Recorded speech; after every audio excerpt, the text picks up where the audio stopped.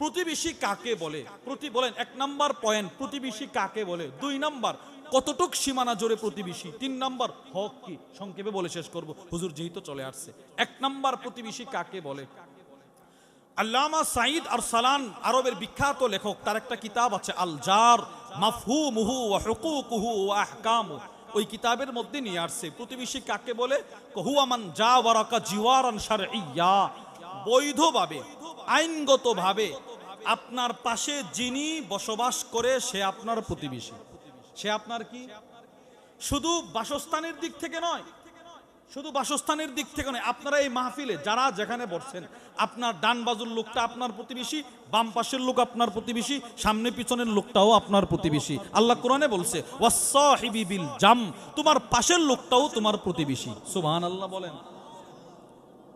এটা হলো প্রতিবেশী। সাওয়াউন কানা মুসলিমান আও কাফিরা, চাই ওই লোকটা আপনার পাশের বাড়ির লোকটা অথবা আপনার পাশের লোকটা, ট্রেনে করে ঢাকা যাচ্ছেন, আপনার সিট পড়ছে, পাশের সিটের লোকটা আপনার প্রতিবেশী। এবার তিনি বলেন, চাই পাশের লোকটা মুসলমান হক অথবা বিধর্মী হক, কাফের হক অথবা মুসলমান হক, আপনার বন্ধু হক অথবা শত্রু হক, উপকারী হক অথবা উপকারী হক, উভয় শ্রেণীর মানুষ আপনার প্রতিবেশী। তাহলে প্রতিবেশী বলা হয় বৈধভাবে, আইনগতভাবে আপনার পাশে যার বাড়ি সে আপনার প্রতিবেশী, আপনার পাশে যিনি বসা সে আপনার প্রতিবেশী। 1 নাম্বার, প্রতিবেশী কাকে বলে। 2, এটা গুরুত্বপূর্ণ, এখন কথাটা গুরুত্বপূর্ণ। হুজুর প্রতিবেশীর সীমানা কতটুক জোরে, এ বিষয়ে 4টা বক্তব্য। 1 নাম্বার, ইমাম বুখারী রাহিমাহুল্লাহ তার বিখ্যাত কিতাব আল আদাবুল মুফরাদের 108 নম্বর আসরের মধ্যে নিয়ে আসছে।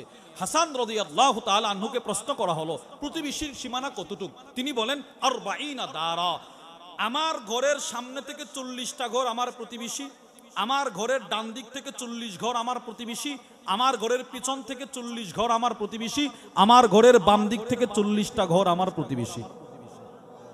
তাহলে প্রত্যেক সেক্টর থেকে কয়টা ঘর? এটা 1 নম্বর বক্তব্য, মনে রাখবেন।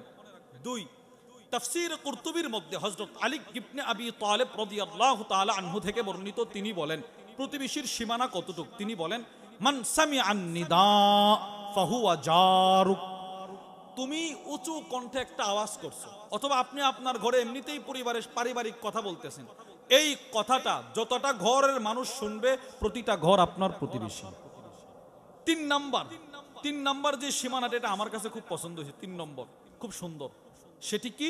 আল্লামা সাঈদ আরসালান তার কিতাব আল জারের মধ্যে লেখেন মান সাল্লা মাআকা সালাতাস সুবহি ফিল মসজিদ ফাহুয়া জারুক, ফজরের নামাজ আপনার মহল্লার মসজিদে আপনার সাথে যারা আদায় করবে সবাই আপনার প্রতিবেশী।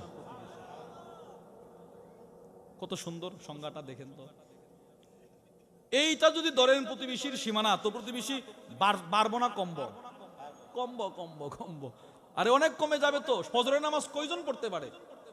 কয়জন ফজরের নামাজ পড়তে পারে বলেন? বহু শ্রোতা আছে রাতভর ওয়াজ শুনে ফজর পড়ে না, আছে না নাই বলেন? তিনি বলেন যারা তোমার সাথে ফজরের নামাজ জামাতে পড়তে পারবে এরা তোমার প্রতিবেশী। এটা 3 নাম্বার। 4 নাম্বার, উর্ফ সমাজ যতটুক সীমানাকে প্রতিবেশী মনে করে সেটা প্রতিবেশী। আমরা 4টা বক্তব্য শুনলাম।